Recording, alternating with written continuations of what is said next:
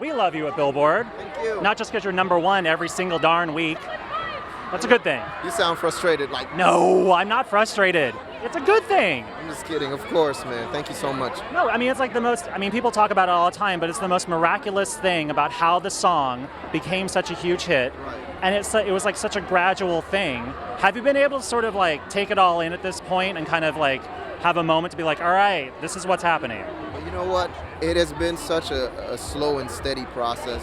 You know, I was able to do that, thankfully. You know, because it can be a little bit overwhelming at times and a little bit hard to digest when you see it all happening, you know. It is something I've only dreamt about, you know, as a kid growing up and, you know, seeing all the different stars who have really made a big impact in music, you know. So for me to be here, you know, in the presence of so many greats, you know, I mean, it's just an overwhelming experience, man. Who are you most excited to see tonight? Just about everybody. I know it sounds like a very diplomatic answer, but it's how I really feel in my heart. You know, I just want to see everybody. It's just an honor and a privilege, you know. You know, people know the story about how your song was remixed, Cheerleader was remixed by Felix Jean, and then it sort of turned into this global phenomenon.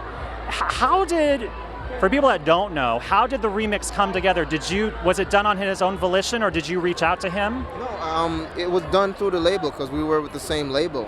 You know, so that's how that really came about. You know, when I signed to Ultra in 2013, they wanted to do a remix of the song because they loved the song.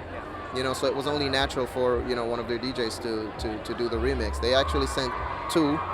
You know, both were good, but we really liked the Felix Jean remix, and apparently everybody else did too. Yeah, you know? evidently. And you've obviously, I'm assuming you've met Felix and hung out with him. Yes. No, we haven't met in person. That's okay. That's crazy. That's kind of weird. I've met everybody else except Felix, you know. But I'm looking forward to it. I mean, we spoke one time in an interview. He called in. I was at the radio station. He called in, and that's the only time we ever spoke. Well, apart from social media, right. That's the only time we've ever had dialogue. But you know, I'm looking forward to meeting him. I think we need to make that meeting happen. I think we should probably make a face-to-face meeting happen. We should. Yeah. No, we definitely should. This is a great accomplishment. You know, we should share the moment. You performed with Taylor last night on stage, right? How'd that go?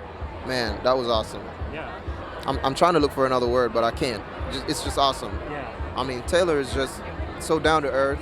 You know, you're able to have a conversation with her. She has a vision of exactly what she wants. You know, I remember when we showed up earlier, and she was walking me through it, and she's like, "Okay, you're gonna come here. You're gonna go stage left." I was like, "Okay, Taylor Swift, be my stage director and all." You know, that's crazy. You know, so it was kind of a moment that I realized that this, you know, she's a real person who actually loves what she does. Yeah. And it was just a privilege for me to be a part of it. Would you like to maybe work with her in some other capacity in the future? But most definitely, you know, I think she's a very talented, awesome person, of course.